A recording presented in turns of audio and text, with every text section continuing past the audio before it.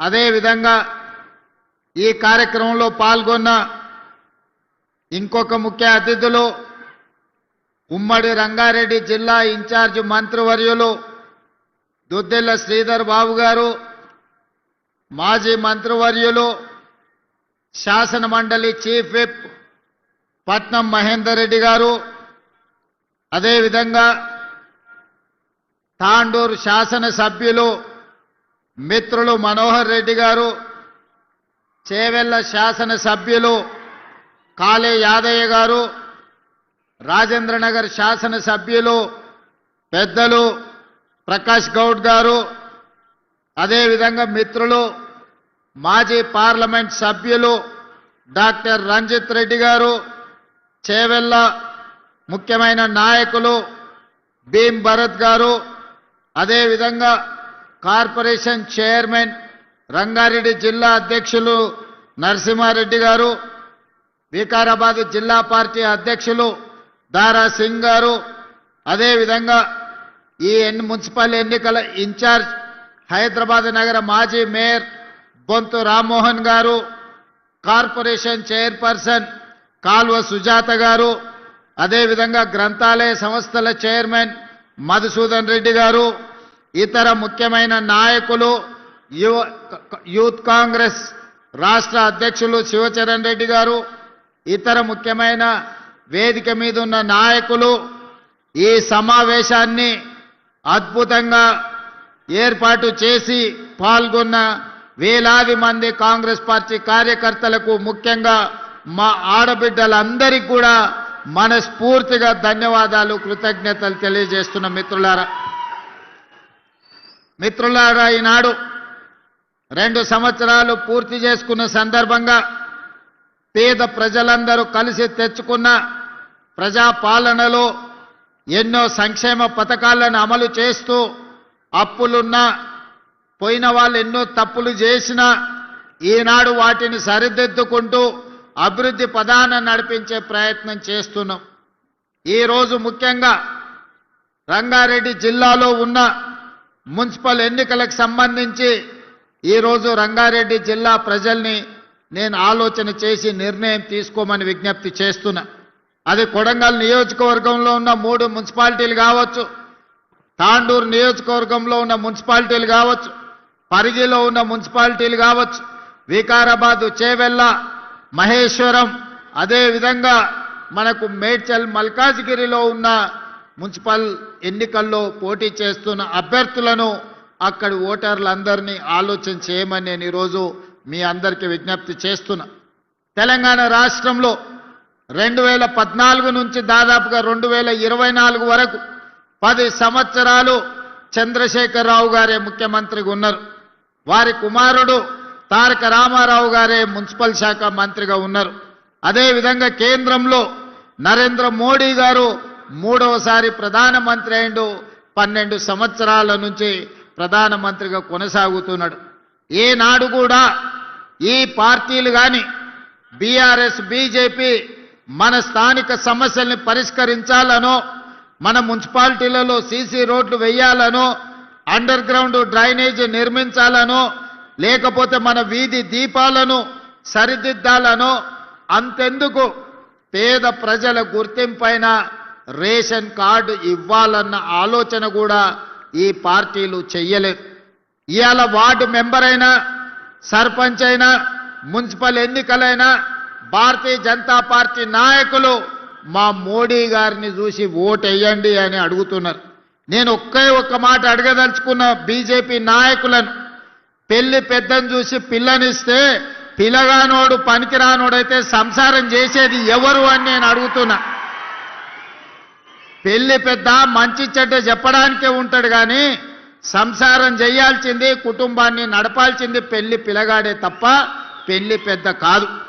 అందుకే ఇవాళ మీ మున్సిపల్ ఎన్నికల్లో కౌన్సిలర్లు కానీ, కార్పొరేటర్లు కానీ ఈరోజు మీ సమస్యల్ని పరిష్కరించాలి అంటే మోడీని చూసి ఓటేస్తే ఈ గల్లీలో ఉండే బోడిగాడు మనకు పని చెయ్యకపోతే పోయి మోడీని అడగగలమా మనము? అదేవిధంగా ఈరోజు బీఆర్ఎస్ వాళ్ళు మొన్న జరిగిన శాసనసభ ఎన్నికల్లో అధికారం పోయింది. ఆ తర్వాత పార్లమెంట్ ఎన్నికల్లో గుండు సున్నా వచ్చింది. ఆ తర్వాత సర్పంచ్ ఎన్నికల్లో మీరందరూ కాంగ్రెస్ పార్టీ కార్యకర్తలు కలిసి బీఆర్ఎస్ పార్టీని బొందదీసి పాతి పెట్టారు. ఇక మా వల్ల కాదు కాంగ్రెస్ వాళ్ళతోని గెలుచుడు, కాంగ్రెస్ తోని పోటీ పడుడని బీఆర్ఎస్ వాళ్ళు పోయి ఈ రోజు అడ్డా మీది పైల్వాన్లను బీజేపీ వాళ్ళను అరువు తెచ్చుకున్నారు. ఇవాళ బీజేపీ వాళ్ళు బీఆర్ఎస్ వాళ్ళు కలిసి ఇంతకుముందే పెద్దలు శ్రీధర్ బాబు గారు చెప్పిండ్రు, తాండూరు మున్సిపాలిటీలో మనోహర్ రెడ్డి గారి సమక్షంలో చేరిన బీజేపీ నాయకులు మా బీఫాములు బీజేపీ ఆఫీసులో కాదు బీఆర్ఎస్ ఆఫీసులో మా బీఫాములు ఇస్తున్నారని. ఇంత భావ దారిద్ర్యం భారతీయ జనతా పార్టీకి దాపురించింది. ఎన్నికల్లో నిలబడి కొట్లాడాలి కానీ చీకటి ఒప్పందాలు చేసుకొని ఫెవికల్ బంధంతో ఈనాడు బీజేపీ బీఆర్ఎస్ వాళ్ళు కాంగ్రెస్ పార్టీని ఓడించాలని కుట్రలు చేస్తున్నారు. నేను అడగదలుచుకున్నా, 10 ఏళ్ళు మీరే ఉన్నారు, అన్ని మున్సిపాలిటీలలో మీ వాళ్ళే కౌన్సిలర్లు చైర్మన్లుగా ఉన్నారు. నిజంగానే మీరు సమస్యలు పరిష్కరించుంటే ఈనాడు తాండూరులో కానీ పరిగిలో కానీ వికారాబాద్లో కానీ కొడంగల్లో కానీ మీరు అడగకుంటేనే మీ ఇంటికి వచ్చి ఓటేసి అయ్యా మీరు గొప్పలు మా మున్సిపాలిటీలో మా సమస్యల్ని పరిష్కరించిండ్రు మీకే ఓటేస్తామని ఇవాళ బీఆర్ఎస్ బీజేపీ వాళ్ళకు ఓటేసేటోళ్ళు. నిజంగానే కేసీఆర్ గారు నిధులు ఇచ్చి నరేంద్ర మోడీ గారు నిధులు తెచ్చి ఈ మున్సిపాలిటీలను అభివృద్ధి చేసి ఉంటే ఇవాళ ఇల్లు తిరిగి వంగి వంగి దండాలు పెట్టాల్సిన పరిస్థితి బీజేపీకి బీఆర్ఎస్కు దాపురించేది కాదు. 12 ఏళ్ళు మోడీ ప్రధానమంత్రి గుండి చేయలేని పని ఇవాళ మీ గల్లీలో కార్పొరేటర్ కౌన్సిలర్ గెలిస్తే మోడీ వచ్చి మన సమస్యల్ని పరిష్కరిస్తాడా? 10 ఏళ్ళు ముఖ్యమంత్రిగా ఉన్న చంద్రశేఖరరావు, 10 ఏళ్ళు మున్సిపల్ మంత్రిగా ఉన్న కేటీఆర్ గారు మన మున్సిపాలిటీల వైపు ఎప్పుడైనా కన్నెత్తి చూసిండా? మన గల్లీలో ఉన్న మోరీ గురించి ఆలోచన చేసిండా? మన గల్లీలో కరెంటు లైటు వెలిగిందా లేదా అని ఎన్నడన్నా చూసిండా? ఏ రోజు రాలే. కానీ ఇవాళ చావు బతుకుల మధ్యలో ఆ పార్టీకి ప్రజలు తద్దినం పెడుతుంటే ఇవాళ రేపు వచ్చి తాండూరులో ఓట్లు అడగడానికి వస్తుండంట. ఇన్నేళ్ల తర్వాత మేము గుర్తొచ్చినమా అని నేను అడుగుతున్నా. ఇన్నేళ్ళు ఈ వికారాబాద్ ప్రాంతం, ఈ తాండూరు కొడంగల్ ప్రాంతం ఏ రోజన్నా మీకు గుర్తొచ్చిందా? మా ఓట్లే కావాల్సి వచ్చినాయి కానీ మా సమస్యల్ని మీరు ఎప్పుడన్నా పట్టించుకున్నారా అని చెప్పి నేను బీఆర్ఎస్ వాళ్ళని అడుగుతున్నా. ఇంతకుముందు పెద్దలు ప్రసాద్ గారు ఒక మాట చెప్పిండ్రు. ఆనాడు డాక్టర్ వైఎస్ రాజశేఖర రెడ్డి గారు అధికారంలో ఉన్నప్పుడు ఆదిలాబాదులో మొదలైన ప్రాణహిత చెవెళ్లకు ఆదిలాబాదు నుంచి మొదలుపెట్టి తుమ్మిడేటి దగ్గర ప్రాజెక్టు నిర్మించి 14 లక్షల ఎకరాలకు నీళ్లు ఇవ్వాలి, 38,000 కోట్లతోనే ఆనాడు ప్రాణహిత చేవెళ్ల ప్రాజెక్టును ప్రారంభించారు. చేవెళ్లలో శిలాఫలకం వేసినప్పుడు డాక్టర్ వైఎస్ రాజశేఖర రెడ్డి గారు చేవెళ్లకే కాదు వికారాబాద్ తాండు పరిగి ప్రాంతానికి కూడా గోదావరి జలాలు రావాలి, ఎడారిగా మారిన మా ప్రాంతాన్ని అభివృద్ధి చేయాలి, ఎల్లకాలం మేము కల్తీ కళ్ళు తాగాల్సిందేనా, మేము కందులు వండించుకొని బతకాల్సిందేనా అని చెప్పి ఈ ప్రాంత రైతాంగం డాక్టర్ వైఎస్ రాజశేఖర రెడ్డి గారిని అడిగారు. 2009 ఎన్నికల సందర్భంగా కొడంగల్ ఎన్నికల ప్రచారంలో భాగంగా రాజశేఖర రెడ్డి గారు గోదావరి జలాలను కొడంగల్ వరకు తీసుకొస్తా అని ఆనాడు మాట ఇచ్చిండ్రు. ఆ తర్వాత 100 కోట్ల రూపాయల పనులు జరిగినాయి. చేవెళ్ల చుట్టుముట్టూత ప్రాంతంలో గోదావరి జలాలు తీసుకురావడానికి ప్రాజెక్టు పనుల మీద 100 కోట్ల రూపాయలు ఖర్చు పెట్టిండ్రు. ఉమ్మడి రాష్ట్రంలో జరిగిన పనులు, తెలంగాణ రాష్ట్రం వచ్చిన తర్వాత చంద్రశేఖరరావు గారు తెలంగాణ ముఖ్యమంత్రి అయిన తర్వాత రంగారెడ్డి జిల్లాకు గోదావరి జలాలు ఇచ్చేది లేదు అని మల్లన్న సాగర్, కొండపోయచ్చమ్మ సాగర్, అదేవిధంగా రంగనాయక సాగర్ ప్రాజెక్టులు మెదకు జిల్లాలో కట్టుకున్నాడు. కానీ రంగారెడ్డి జిల్లాకు చుక్క నీళ్ళు ఇచ్చేది లేదని ప్రాజెక్టులే పడావు పెట్టిండ్రు. ఇవాళ సజీవ సాక్షిగా ఎవరైనా మీరు హైదరాబాద్ వెళ్తుంటే చేవెళ్ల చౌరస్తా దగ్గర ప్రాణహిత చేవెళ్ల ప్రాజెక్టు శిలాఫలకం అక్కడ కనిపిస్తుంది చూడండి. ఆ నుంచి 4 కిలోమీటర్ల లోపలికి పోతే అండర్ గ్రౌండ్ టన్నెళ్లు చేసిన పనులు ఎక్కడొక్కడనే నిలిచిపోయి కనిపిస్తున్నాయి. నేను అడగదలుచుకున్న చంద్రశేఖరరావు గారిని, ప్రతి సంవత్సరం గోదావరిలో ఈనాడు సముద్రంలో 3000 టీఎంసీలు కలుస్తున్నాయి. ఇది నేను చెప్పలే, చంద్రశేఖరరావు గారే గోదావరి జలాల మీద శాసనసభలో పవర్ పాయింట్ ప్రజెంటేషన్ ఇచ్చినప్పుడు చంద్రశేఖరరావు గారే స్వయంగా చెప్పినారు, గోదావరిలో ప్రతి సంవత్సరం 3000 టీఎంసీలు వృధాగా సముద్రంలో కలుస్తున్నాయి. ఎన్ని నీళ్ళైనా వాడుకోవచ్చు, ఎన్ని నీళ్ళైనా పారించుకోవచ్చు. చంద్రబాబు నాయుడు నీ సూచన చేస్తున్నా, మాది ఎత్తు పల్లాలు ఉన్నది కానీ మీది బాగుంది. మీది విజయనగరం నుంచి శ్రీకాకుళం విజయనగరం నుంచి మొదలు పెడితే చిత్తూరులో నెల్లూరు దగ్గర నాయుడుపేట వరకు నువ్వు గోదావరి జలాలు తీసుకెళ్ళు, నీకు నేను సూచన చేస్తున్నా అని ఈ మొనగాడు పోయి ఆయనకు సలహాలు చెప్పబోయింది. ఆయనకు సలహా ఎందుకు చెప్పినావని నేను అడుగుతలేను. ఈనాడు గోదావరి జలాలలో 3000 టీఎంసీలు సముద్రంలో కలుస్తుంటే కళ్ళు అప్పగించి సూచనవు కానీ 3000 టీఎంసీలలో ఒక 300 టీఎంసీలు మా రంగారెడ్డి జిల్లాకే ఇస్తే 30 లక్షల ఎకరాలకి ఈనాడు తాగునీరు వచ్చి ఉండేది కదా. ఏం పాపం చేసిన మా రంగారెడ్డి జిల్లా వాళ్ళని నేను అడుగుతున్నా.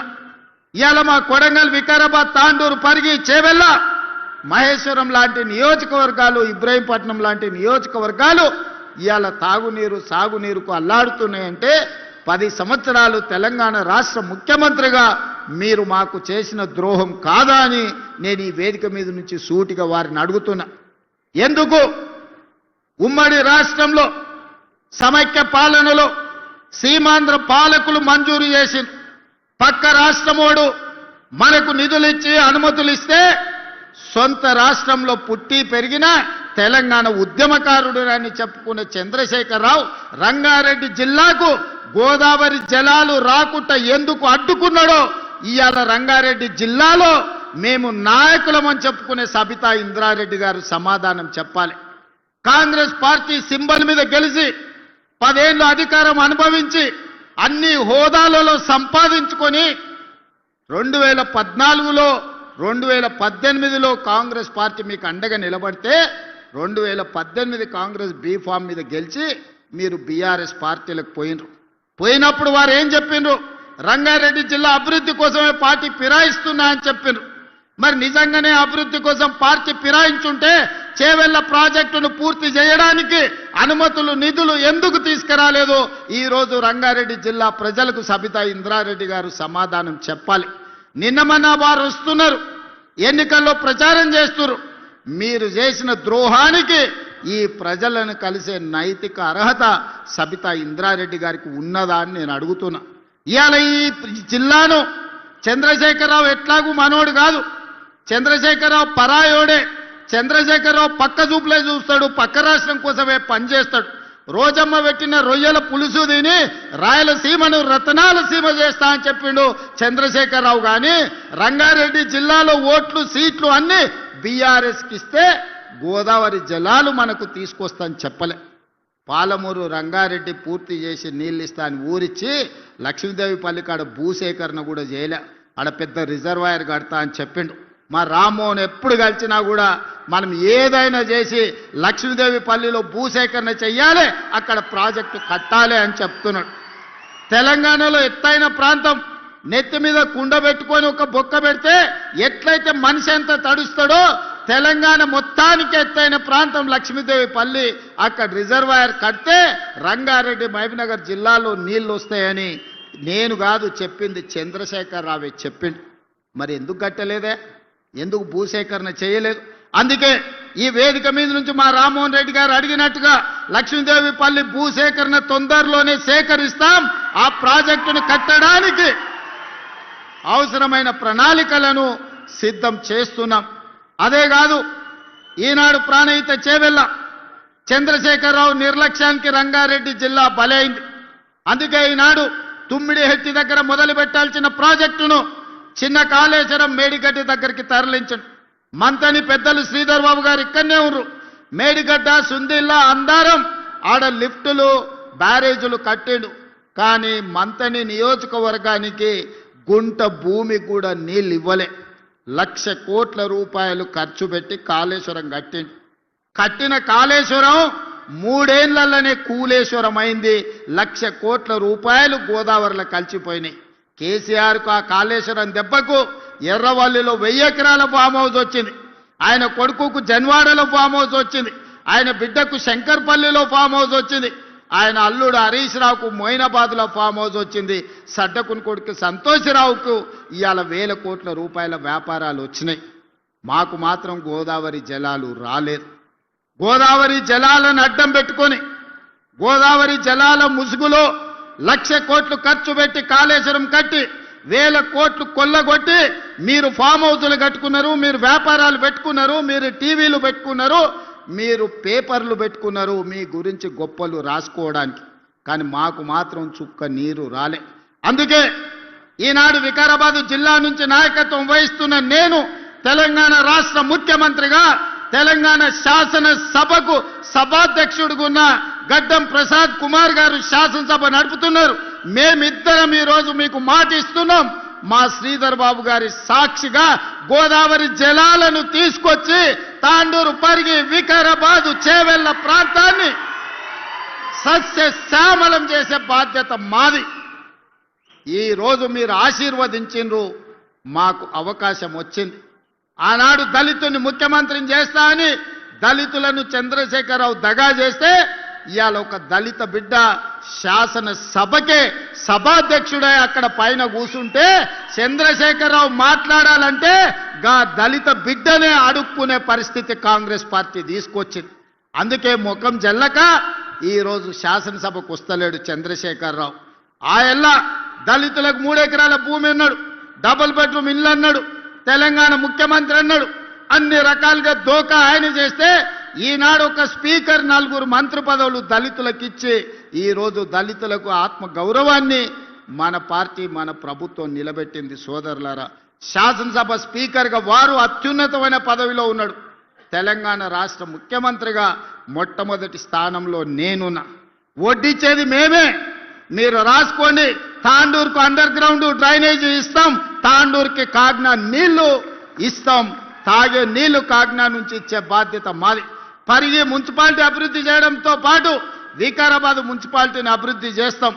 ఇవాళ ఇదే కాదు, మక్తల్, నారాయణపేట, కొడంగల్ ఎత్తిపోతల పథకం ఆనాడు ఉమ్మడి రాష్ట్రంలో మేము మంజూరు చేయించుకున్నాం.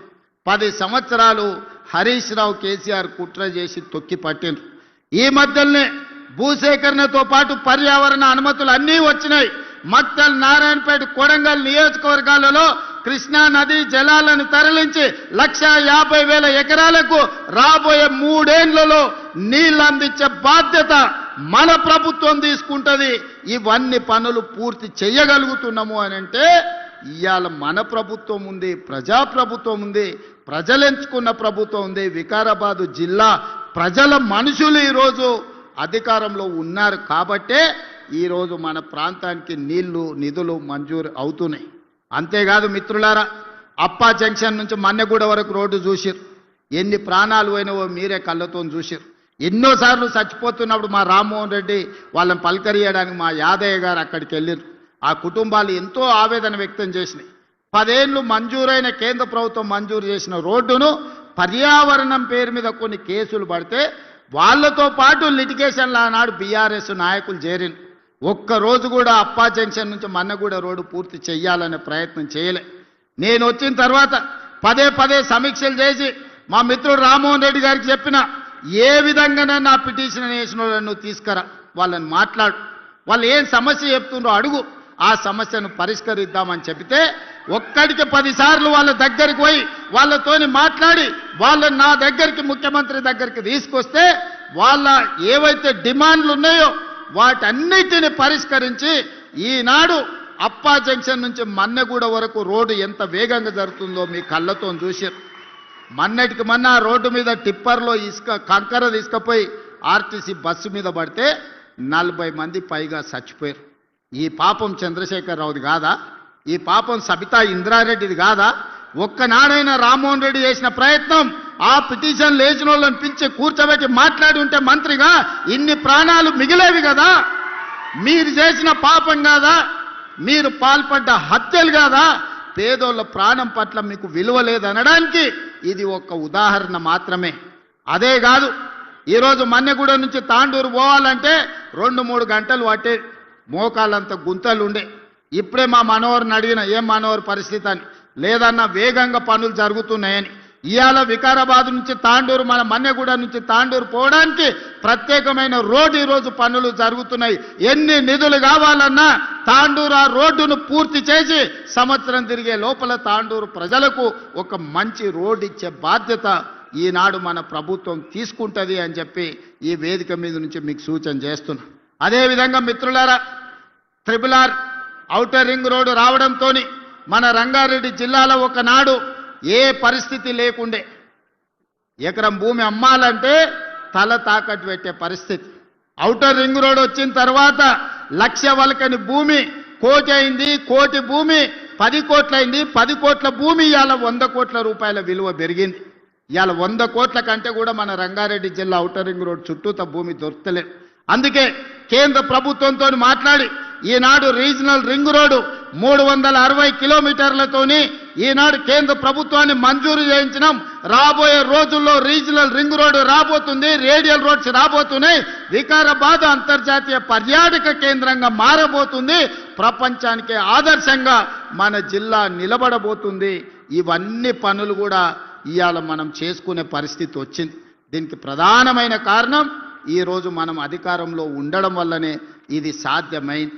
అందుకే మిత్రులారా, పెద్దలు చెప్పారు మట్టికి పోయినా ఇంటోడే పోవాలని. మరి ఇవాళ మన గల్లీలో లేదా మన కాలనీలో పనులు జరగాలంటే కౌన్సిలర్ మనోడై ఉండాలనా లేదా మీరు ఒక్కసారి ఆలోచన చేయండి. మన ఎమ్మెల్యేతోని మన మంత్రి దగ్గర పోయి కూర్చొని నాకు ఇది కావాలి అని అడిగేటోళ్ళు ఉంటేనే కదా సమస్య పరిష్కారం అయ్యేది. కాలే యాదయ్య రోజుడిసి రోజు నా దగ్గరకు వస్తాడు. రోడ్డు గురించో, మోరీ గురించో, వీధి లైట్ల గురించో. ఆయన మున్సిపాలిటీలే కాదు ప్రతి గ్రామానికి రోడ్ల కోసం యాదయ్య పొద్దునే నిద్ర లేవంగానే మాకు యాదయ్య గారు ఖచ్చితంగా వచ్చి కూర్చుంటాడు. సార్ నువ్వు ఎట్లనైనా ఇవ్వాల్సిందే, లేకపోతే ఊరికి పోయే పరిస్థితి లేదు అని. అంటే ప్రజలకు పని చేయాలన్న ఆలోచన చిత్తశుద్ధి ఉంటే పనులు పరిష్కారం అవుతాయి. అడగంది అమ్మైనా అన్నం పెట్టడని చెప్పారు. మరి ఇవాళ అడగకుండా పనులు జరుగుతాయా? ఇవాళ మూసీ ప్రక్షాళన మనం చేసుకుందాం అనుకుంటున్నాం. అనంతగిరి వికారాబాద్ కొండల్లో పుట్టిన మూసీ నది, ఈసా నది ఈరోజు ఒక పక్కన గండిపేట, హిమాయత్ సాగర్, ఉస్మాన్ సాగర్ నుంచి ఈరోజు మనకు బాపు ఘాట్ వరకు రెండు కలిసి ప్రవహిస్తున్నాయి. ఆ తర్వాత హైదరాబాద్ నగరం నుంచి కృష్ణా నదిలో కలిసే వరకు నల్గొండ జిల్లా వాడపల్లి వరకు పోతున్నది. మూసీ నది ప్రక్షాళన చేసుకుంటామంటే లేదు లేదు చెయ్యడానికి వీలు లేదు. ప్రజలు కాలుష్యంలోనే బతకాలని బీఆర్ఎస్ వాళ్ళు, బీజేపీ వాళ్ళు ధర్నాలు చేస్తున్నారు. మన వాళ్ళు పోయి మూసీలో ఉన్న కాలనీలలో వండుకున్నారు.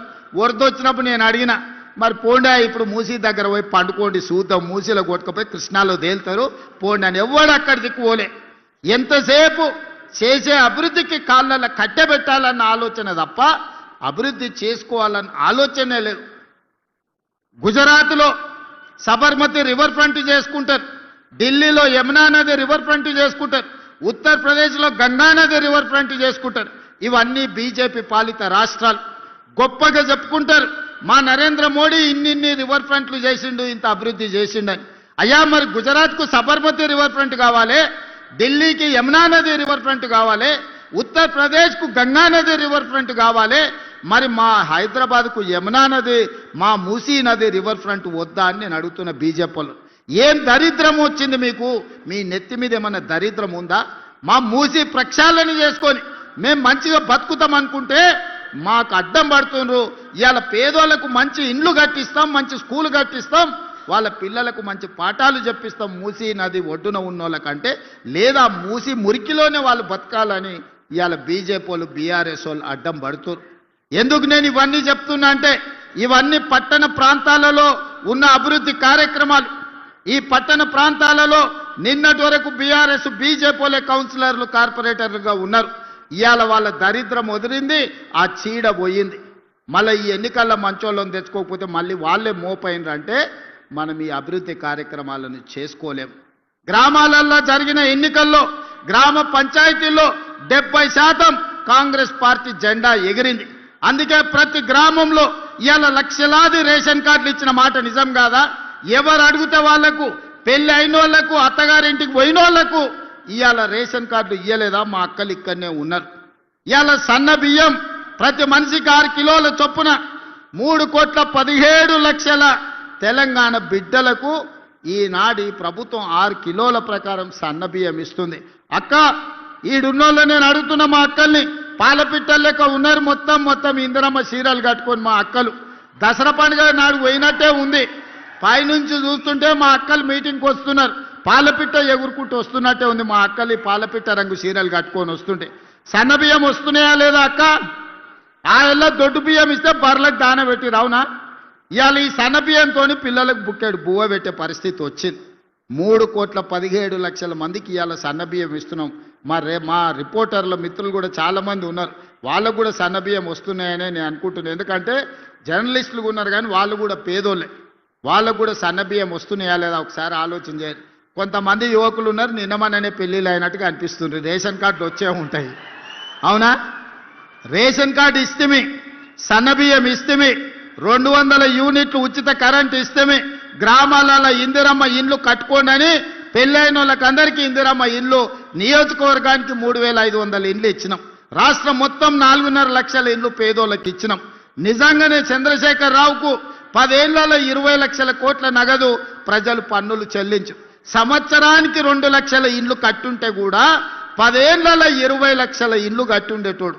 అసలు పేదోడు ఇల్లు లేనోడే తెలంగాణలో మిగిలేటోడు కాదు. కానీ చంద్రశేఖరరావు డబుల్ బెడ్రూమ్ ఇండ్ల ముసుగులో పేదవాళ్ళకి ఎవరికి ఇండ్లు ఇవ్వలే. మళ్ళీ ఇప్పుడే మొదలైనాయి, ఇంకా అదనంగా కావాలని మా స్పీకర్ గారు చెప్పారు. తప్పకుండా ఏప్రిల్ మే నెలల్లో మళ్ళీ అదనంగా లేనోళ్లకు ఇందిరమ్మ ఇండ్లు మంజూరు చేసే బాధ్యత ప్రభుత్వం తీసుకుంటుంది. అందుకే విధంగా ఈరోజు ఇందిరమ్మ ఇండ్ల విషయంలో మనం ఎంత జాగ్రత్తగా ఉన్నామో చూడండి. రైతుల రుణమాఫీ 25,35,000 మంది రైతులకు 21,000 కోట్ల రూపాయలు రుణమాఫీ 2 లక్షలు చేసి ఇవాళ రైతులను రుణ విముక్తులను చేసినాం. అదేవిధంగా మిత్రులారా, రైతు భరోసా 9 రోజుల్లో 9,000 కోట్ల రూపాయలు పేదోళ్ళ ఖాతాలో ఈరోజు మనం నిధులేసి రైతు భరోసా కార్యక్రమాన్ని కొనసాగిస్తున్నాం. నిరుద్యోగమే తెలంగాణ ఉద్యమం. వందలాది మంది నిరుద్యోగులు ఆత్మ బలిదానాలు చేసుకున్నారు, కానీ ప్రభుత్వ నియామకాలు చేపట్టలేదు. కానీ మన ప్రభుత్వం వచ్చిన ఈ 2 ఏళ్లలో 70,000 ప్రభుత్వ ఉద్యోగ నియామకాలు చేపట్టి నిరుద్యోగ సమస్యను పరిష్కరించే ప్రయత్నం చేసినాం. 15 ఏళ్ల తర్వాత గ్రూప్ 1 పరీక్షలు నిర్వహించి ఫలితాలు ఇస్తే లిటిగేషన్లు పెట్టి కోర్టుల్లో పిటిషన్ వేసి అడ్డుకునే ప్రయత్నం చేస్తే కోర్టులో బలమైన వాదన వినిపిస్తే నిన్నగాక మొన్న హైకోర్టు కేసీఆర్ను చెంప చెల్లు అనిపించింది. మీరు అబద్ధాలు చెప్తున్నారు, తప్పుడు మాటలు తీసుకొచ్చి తప్పుడు పిటిషన్లు వేసిర్రు, ఇంకోసారి కోర్టుకు వస్తే పళ్ళు రాలుతాయని చెప్పి కోర్టు మెడలు పట్టి బయటికి దొబ్బింది. ఇవాళ తెలంగాణ బిడ్డలకు 562 మందికి గ్రూప్ 1 ఉద్యోగాలు ఇస్తే కడుపు మండి కోర్టులో పిటిషన్లు వేసి ఇవాళ నియామకాలను అడ్డుకునే ప్రయత్నం చేసిర్రు. ఇవాళ మాలా మాదిగోళ్ళ పిల్లలు 25 మంది డిఎస్పీలు అయినరు. బలహీన వర్గాలోళ్ళు ఇవాళ గ్రూప్ 1 ఆఫీసర్లు అయినరు, ఆర్డీఓలు మంచి అధికారులు అయినరు. వాళ్ళు అది చూసి ఓర్వలేకపోతారు.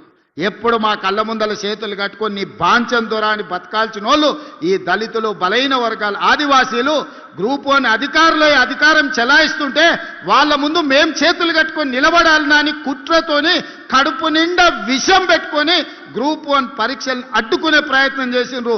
చదువుకున్న జర్నలిస్టులారా, మీరు ఒక్కసారి చూడండి జరుగుతున్న పరిణామాలు.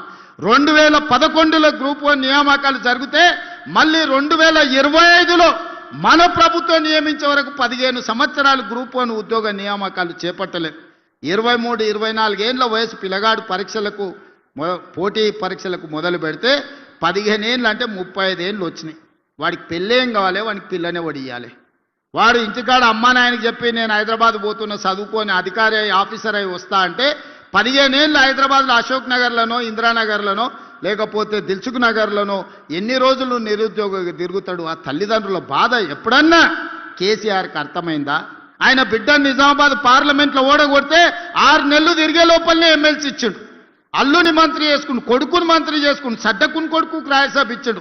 వినోద్ రావు అని ఆయన సుట్టపోడు ఓడిపోతే ప్రణాళిక వైస్ చైర్మన్ అని ఉద్యోగాలు ఇచ్చాడు. నీకు నీ చుట్టాలు ఎవ్వడు ఖాళీగా ఉండొద్దు, అందరికీ ఉద్యోగాలు ఇవ్వాలి, కానీ పేదోళ్ళ పిల్లలకు ఉద్యోగాలు ఇవ్వొద్దా అని నేను అడుగుతున్న చంద్రశేఖర్ రావు గారు. ఎన్ని రోజులు ఈ కుట్రలు చేస్తారు, ఎన్ని రోజులు ఈ కుతంత్రాలు చేస్తారు? ఇవాళ అప్పుడే దిగిపో అంటారు. 5 ఏళ్ళ కోసం ఎన్నికైనా మరో 5 ఏళ్ళు గెలుస్తాం. ఈ రోజు నుంచి రాసి పెట్టుకో చంద్రశేఖర్ రావు, కల్వకుంట్ల కిషన్ రావు గారు రాసి పెట్టుకో, బీజేపీ నాయకుడా, రాబోయే 8 సంవత్సరాలు ఇందిరమ్మ పాలన తెలంగాణ రాష్ట్రంలో కొనసాగుతుంది. తెలంగాణ రాష్ట్రాన్ని దేశంలోనే నెంబర్ 1 గా అభివృద్ధి చేసి మా రీజనల్ రింగ్ రోడ్డు పూర్తి చేసుకుంటాం, మా వికారాబాద్ కృష్ణ రైల్వే లైన్ పూర్తి చేసుకుంటాం, మా ప్రాణహిత చేవెళ్ల ప్రాజెక్టును పూర్తి చేసుకుంటాం, మా మక్తల్ నారాయణపేట కొడంగల్ ఎత్తిపోతల పథకాన్ని పూర్తి చేసుకుంటాం, మా వికారాబాదును ఒక ప్రపంచ పర్యాటక కేంద్రంగా మేము పూర్తి చేసుకుంటాం, మా అప్పా జంక్షన్ నుంచి మన్నెగూడ నుంచి తాండూరుకు రోడ్డు పూర్తి చేసుకుంటాం, కాగ్నా నీళ్లు తాండూరుకు తీసుకెళ్తాం, కాగ్నాలో తాండూరులో అండర్ గ్రౌండ్ డ్రైనేజీని పూర్తి చేసుకుంటాం. నువ్వు నీ తాతలు అందరు ఎవరెవరు అడ్డం వస్తారో చూస్తాం. ఈ ఎన్నికల్లో మీరు చేసే కుట్రలన్నీ కూడా చెయ్యండి అని చెప్పి నేను ఈరోజు సవాలు విసురుతున్నా. అందుకే మిత్రులారా, ఇవాళ ఆలోచన చేయండి. ఇంత మంచి అవకాశం మన ప్రాంతానికి రాదు, ఇన్ని నిధులు మళ్ళీ ఎప్పుడు రావు. ఇప్పుడు చిన్నదో పెద్దదో మాకు తెలిసినోడనో సుట్టపోడానో వంగి నమస్కారాలు పెట్టిండనో కోటేస్తారంటే మన గల్లీలో మన కాలనీలో అభివృద్ధి ఆగిపోతుంది. ఎందుకంటే వాళ్ళు వచ్చి ఎమ్మెల్యేలను కలవరు, వాళ్ళు నిధులు అడగరు. మరి అడగనప్పుడు నిధులు ఇవ్వడం కూడా కష్టమవుతుంది. ఇవాళ నేను ముఖ్యమంత్రిని కాదు, మున్సిపల్ మంత్రిగా కూడా నేనే ఉన్నా. అడిగేది మనమే, ఇచ్చేది మనమే. ఇవాళ మనం ఉన్నప్పుడు మంచి చేసుకోండి. ఎన్నో ఎన్నికలు వస్తాయి. ఇప్పుడు వెయ్యనంత మాత్రాన వాళ్ళ తురాయి ఊడిపోయేది ఏం లేదు. ఇప్పుడు వాళ్ళకు ఉన్నది లేదు, కొత్తగా వచ్చేది లేదు. 10 ఏళ్ళు 2 సార్లు మున్సిపాలిటీలు వాళ్ళ చేతుల్లోనే ఉన్నాయి. మనకు రూపాయి కూడా రాలేదు, సిల్లి గవ్వ ఇయ్యలేదు. అందుకే ఈ మున్సిపాలిటీలలో మొత్తానికి మొత్తం మనోళ్ళే గెలవాలి. అప్పుడే అభివృద్ధి 100% సాధ్యం అవుతుంది. ఇంకా వాళ్ళు మాట్లాడుతున్నారు, ఈరోజు చంద్రశేఖరరావు చరిత్ర రేవంత్ రెడ్డి చేర్పేయాలనే ప్రయత్నం చేస్తురని. హరీష్ రావు కేటీఆర్ గారు అన్నారు, చూసిండ్రు కదా. శుక్రాచార్యుడేమో ఫామ్ హౌజులు ఉన్నాడు, మారీచుడు సుబాహుడేమో ఊరూరు తిరుగుతున్నారు.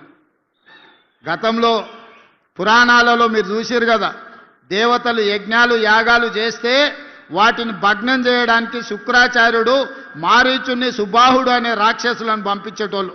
వాళ్ళు నెయ్యి పోసి యాగం చేస్తుంటే వాళ్ళు రక్తం మాంసాలు తీసుకొచ్చి దాంట్లో వేసేటోళ్ళు ఈ యజ్ఞాలు యాగాలను భగ్నం చేయనికే.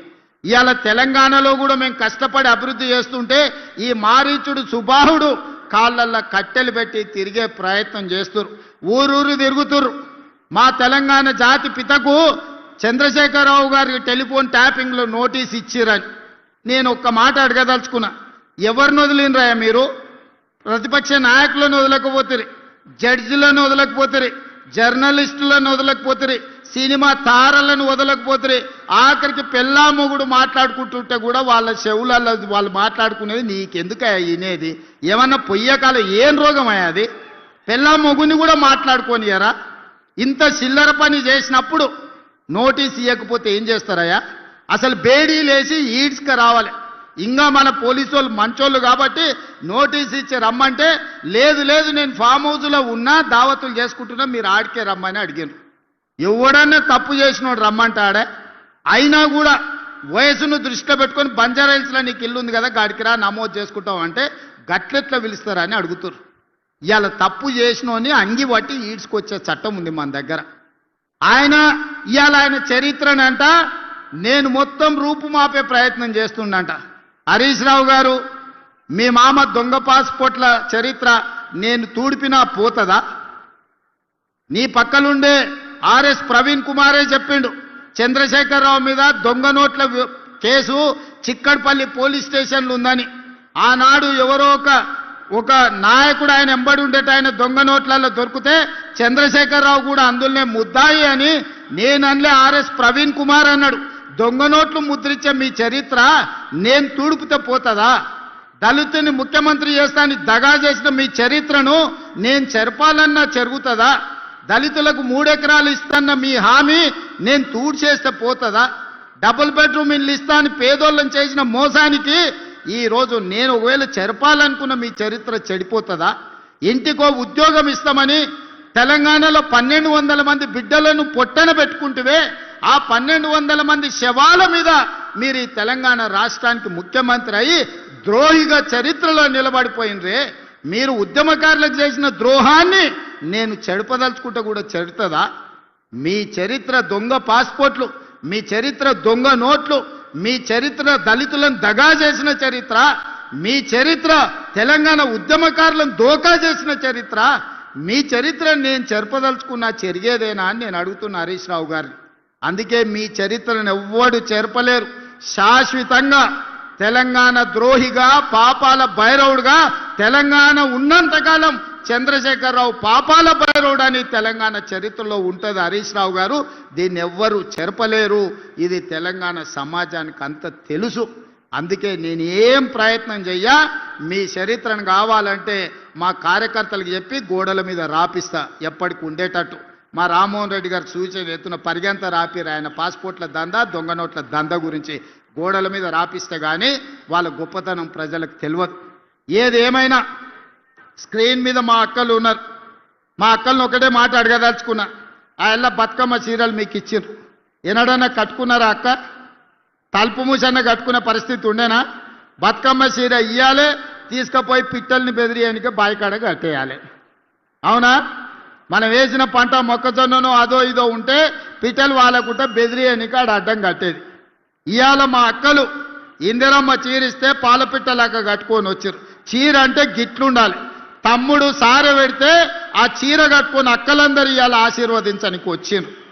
నేను ఒక్కటే మాట చెప్పదలుచుకున్న, సవాలు విసిరదలుచుకున్నా. మేం రేషన్ కార్డులు ఇచ్చినోళ్ళు, మేం సన్నబియ్యం ఇచ్చినోళ్ళు, మా అక్కలు ఇవాళ ఆర్టీసీ బస్సులో రాష్ట్రమంతా ఉచితంగా ప్రయాణం చేస్తున్నారు. 2 ఏళ్లలో 9,000 కోట్ల రూపాయలు ఆర్టీసీలో ఉచిత బస్సుకి ఇవాళ ఖర్చు పెట్టినాం. యానాడు అమ్మగారింటికి పోవాలన్నా, అమ్మవారిని దర్శించుకోవాలన్నా, అనంత పద్మనాభ స్వామి దగ్గరకు పోవాలంటే కూడా ఇంటి ఆయన దగ్గర చేయి జాపాలి. ఆయన దసరాకు అడిగితే ఉగాది గోదుపో అంటే కడుపులో బాధతోని దుఃఖం పెట్టుకొని సరే ఇక మన పరిస్థితి బాగాలేదు సర్దుకోవాలని ఇవాళ ఇంటి ఆయన బాయి కాడిపోతే ఈ లోపల అమ్మగారిని పోయి చూసి అమ్మ ఎట్లుందో చూసుకొని మళ్ళీ వెనకకు వస్తున్నారు మా అక్కలు. ఆడ మా అక్కను అవుతుంది నిజమే అని. నిజమా కాదా అక్క?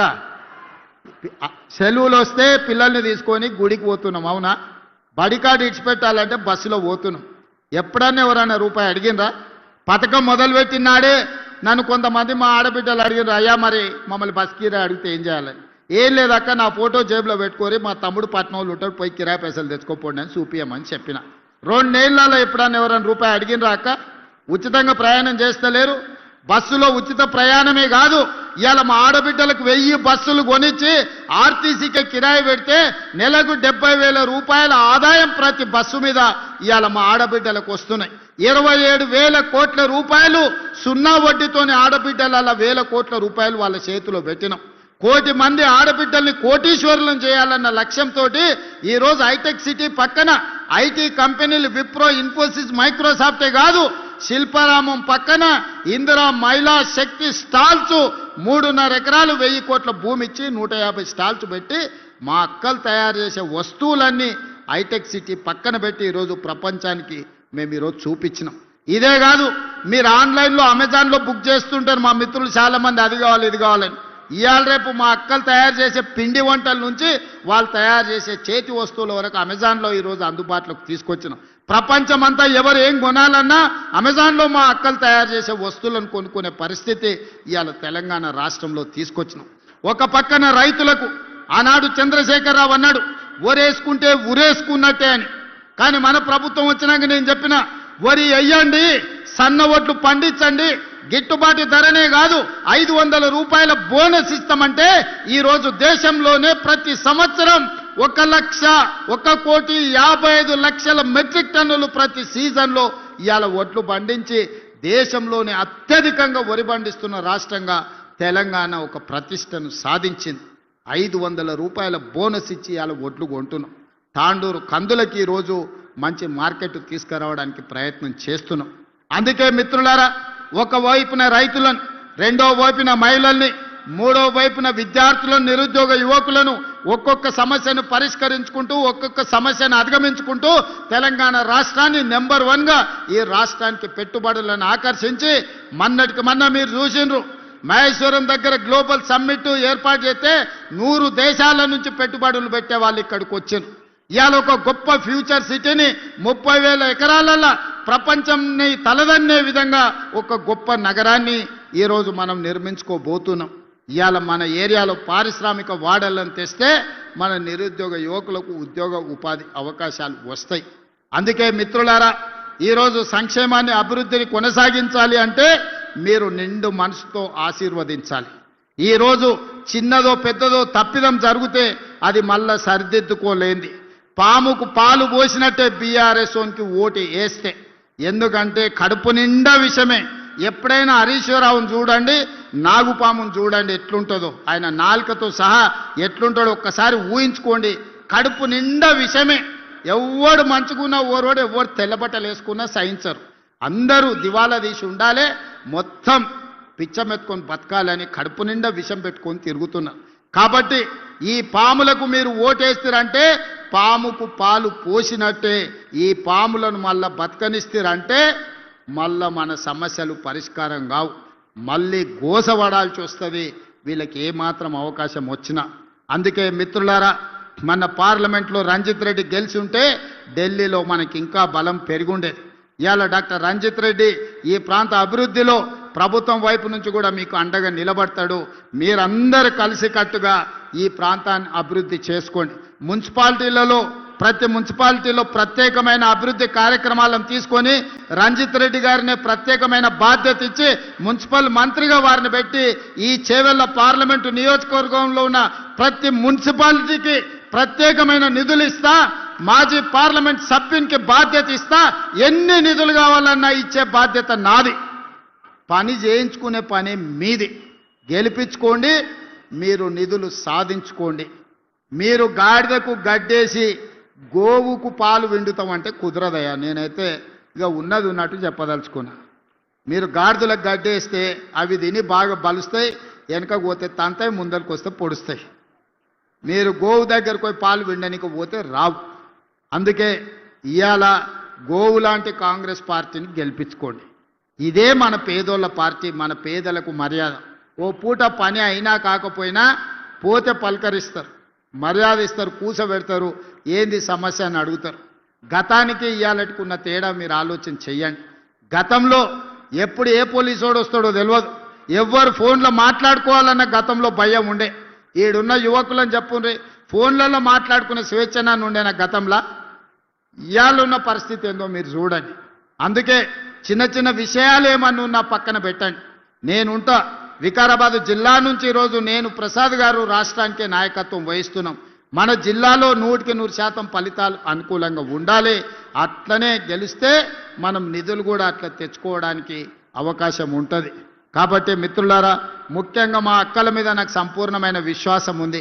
ఆడబిడ్డ ఆశీర్వదించినాక ఇంకా అడ్డమే లేదు. ఈ ఎన్నికల్లో గెలుస్తాం.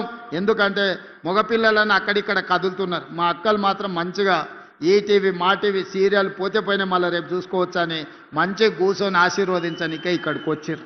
అవునా అక్క? ప్రతి ఒక్కరికి చెప్పురి, చుట్టాలకి చెప్పురి, మనోళ్ళకి చెప్పురి, మంచోళ్ళకి కూడా చెప్పుండ్రి. ఈ ఎన్నికలు మనకు కీలకం. మన గల్లీ అభివృద్ధి చేసుకోవడానికి ఉపయోగపడే ఎన్నికలు. ఇది మన కాలనీ అభివృద్ధి కోసం చేసుకుంటున్న ఎన్నికలు. కాబట్టి మీ అందరూ సంపూర్ణంగా సహకరించండి. మనందరం కలిసికట్టుగా మన ప్రాంతాన్ని అభివృద్ధి చేసుకుందామని మీ అందరికీ విజ్ఞప్తి చేస్తూ మీ అందరి దగ్గర సెలవు తీసుకుంటున్నా. అన్నిటికన్నీ గెలిపిస్తారు కదా? గెలిపిస్తారా? గెలిపిస్తామంటే గట్టిగా చప్పట్లు కొట్టండి, గట్టిగా కొట్టండి. వేదిక మీద ఉన్నోళ్ళు కూడా కొట్టాలి. వీళ్ళకేం మినహాయింపు లేదు. అందరు చేయి పైకెత్తండి, చేయి పైకెత్తి పిడికిలు బిగించండి. అక్క అందరూ జై కాంగ్రెస్, జై జై కాంగ్రెస్, హస్తం గుర్తుకే, హస్తం గుర్తుకే. ధన్యవాదాలు మిత్రులారా. గ్రామ మహిళా స్వయం సహాయ సంఘాలకు గౌరవ ముఖ్యమంత్రి గారి చేతుల మీదుగా 567,69,00,000 చెక్ ఇప్పుడు అందజేయడం జరుగుతోంది.